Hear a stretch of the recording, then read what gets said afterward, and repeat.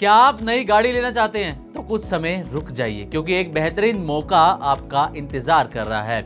इस वक्त गाड़ियों की दुनिया में एक बड़ा बदलाव चर्चा में है। सरकार ने जीएसटी यानी कि गुड्स एंड सर्विसेज टैक्स को घटाने का इशारा किया है। अब तक कारों और टू व्हीलर्स पर 28% या उससे भी ज्यादा टैक्स लगता है। ऊपर से अलग अलग सेस भी जुड़ जाता है, जिसकी वजह से मिड साइज कार और एसयूवी पर टैक्स का जो दर है वो 43% से लेकर 50% तक पहुंच जाती है। लेकिन अब ऐसी संभावना जताई जा रही है कि पूरे ऑटो सेक्टर को 18% जीएसटी स्लैब में लाया जा सकता है।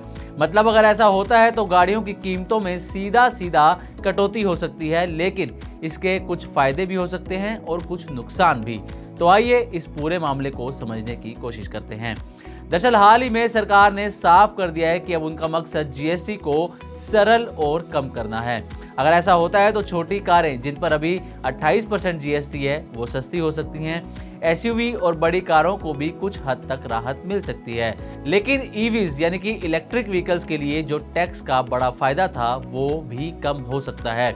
यानी एक तरफ पेट्रोल डीजल वाली गाड़ियां सस्ती होंगी तो वहीं इलेक्ट्रिक गाड़ियों का अलग टैक्स बेनिफिट थोड़ा सा यहाँ पर फीका पड़ता हुआ नजर आ सकता है। अभी ईवीज पर सिर्फ 5% जीएसटी लगता है, जबकि पेट्रोल डीजल गाड़ियों पर 28% जीएसटी प्लस सेस लगता है।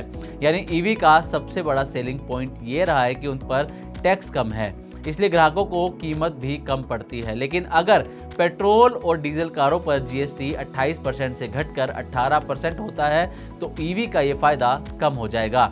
इससे ईवी की डिमांड थोड़ी घट सकती है। ऐसा माना जा रहा है कि लोग अभी गाड़ियों की खरीदारी रोक सकते हैं। जब तक साफ साफ जीएसटी रेट पता नहीं चलता, ग्राहक इंतजार करेंगे।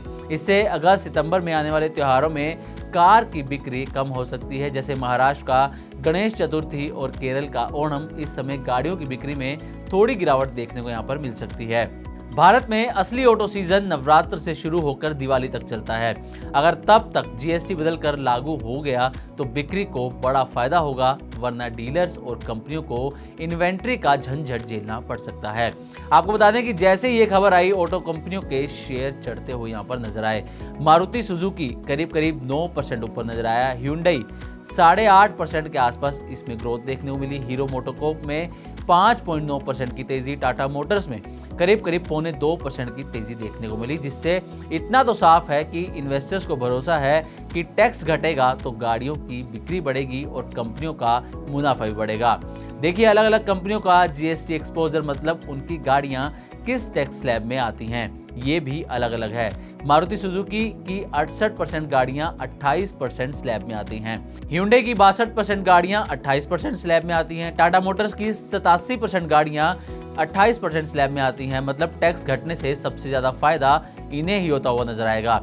महिंद्रा एंड महिंद्रा की 63% गाड़ियां एसयूवी यानी कि बड़ी कार वाली कैटेगरी में आती हैं, इसलिए इन पर कम असर होगा। टोयोटा, वॉक्सवैगन और एमजी की ज्यादातर गाड़ियां हाई स्लैब यानी कि जो 43 से 50% वाला स्लैब है उनमें आती है। मतलब टैक्स कम होने से इन्हें भी काफी कम फायदा होता हुआ नजर आएगा। एसयूवी पर अभी 28% जीएसटी प्लस अलग से सेस लगता है। इस वजह से इनका टैक्स दर 50% तक पहुंच जाता है। अगर बेस जीएसटी घटकर 18% होता है और सेस हटाया जाता है तो एसयूवी पर भी कीमतें कम हो जाएंगी। तो कुल मिलाकर यह कदम पूरे ऑटो सेक्टर के लिए काफी पॉजिटिव माना जा रहा है। छोटे कार सेगमेंट की सेल्स पिछले कुछ सालों से दबाव में थी, लेकिन अब टैक्स घटने से इस सेगमेंट को नई जान भी मिल सकती है। मिड साइज कार और एसयूवी भी महंगी होने की वजह से कई बार ग्राहक इन्हें नहीं ले पाते थे, लेकिन अब टैक्स कटौती से ये थोड़ी सस्ती हो सकती हैं। तो उम्मीद करते हैं कि हमारी तरफ से दी गई जानकारी आपको अच्छी लगी होगी। इसी तरह की और भी वीडियोस के लिए देखते रहें मनी9 और सब्सक्राइब करें हमारा चैनल। साथ ही बिजनेस और पर्सनल फाइनेंस से जुड़ी तमाम खबरों को आप हमारी वेबसाइट money9live.com पर भी पढ़ सकते हैं। ग्लोबल संकेतों के दम पर कैसे खुलेंगे हमारे बाजार? क्या कह रही हैं खबरें और ब्रोकरी रिपोर्ट्स? किन शेयरों में बनेगा पैसा? बाजार खुलने के बाद क्या खरीदें, किन शेयरों को करें पोर्टफोलियो से बाहर? कैसा रहा बाजार का दिन भर का कारोबार? कैसे तैयार करें कल के बाजार की स्ट्रैटेजी? इन सब सवालों के जवाब जानिए मेरे साथ ओपनिंग बज और क्लोजिंग बज में, इन वक्त पर सिर्फ मनी9।